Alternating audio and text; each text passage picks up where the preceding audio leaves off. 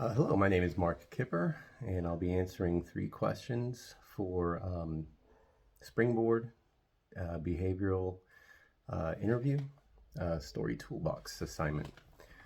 First question is, why do you want to be a data scientist?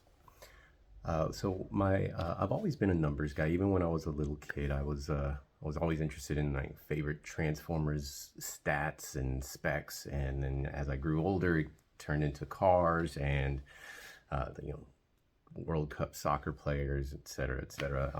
But my real love for data started with my previous role with Wells Fargo. I was a contractor for Wells Fargo, and in my role there, I did a lot of robotics process automation. It's RPA, it's a lot of remote PCs running automated processes for the bank. I was on the mortgage side, so these remote PCs are running automated mortgage processes. My role with the company was more of a support analyst role in the RPA space. And if an automation goes down or it fails or crashes, we need to find out why, we need to fix it, and we need to get it back up and running as soon as possible. And so that was my role. And so a lot of data comes off of these remote PCs. And when something goes wrong, here we are, we're digging into the logs, looking through the data to find out, what can the data tell us as far as why this automation failed.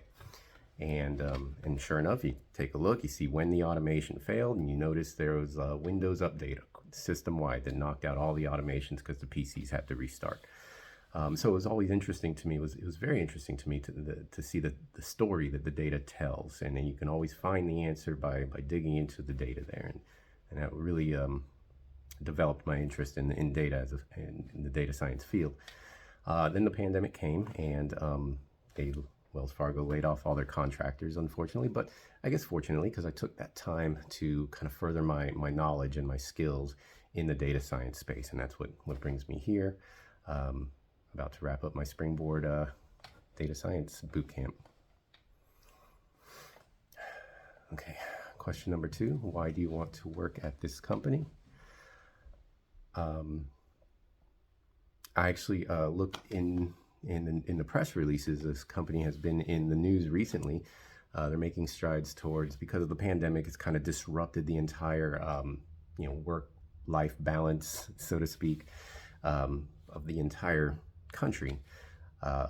This company is actually taking strides, and they've been in the news to offer more flexible work options for their employees, and I find that very positive.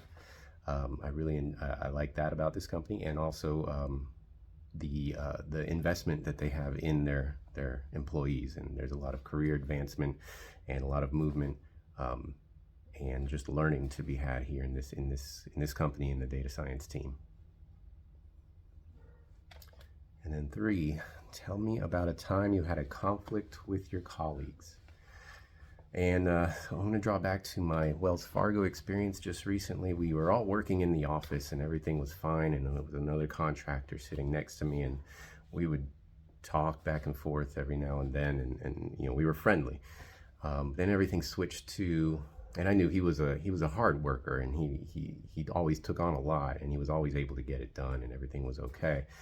But then the pandemic came, and everyone switched to work from home, and so we'd coordinate through Microsoft Teams or Zoom or even Skype when we're working on projects as a team. And there was a time when he got really agitated, and he started just throwing the whole team under the bus on a call with the line of business.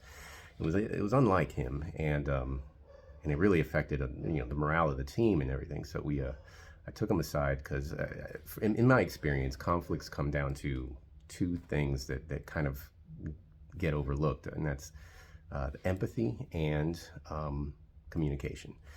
I took him aside. I said, what's going on?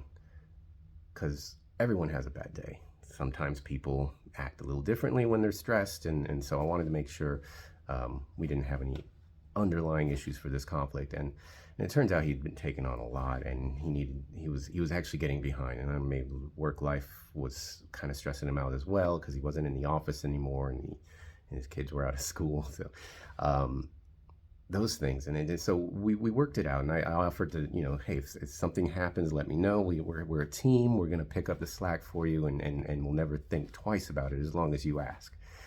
And so empathy. He was having a bad day. We got to understand that, because it was atypical behavior. And then communication. We worked out a system to where, if things kind of get to a level where he's feeling a little stressed or something, he can communicate with his team, and we just kind of reinforced that, and that settled our issues. Thank you for viewing this video and taking the time to listen to my responses. Have a wonderful day.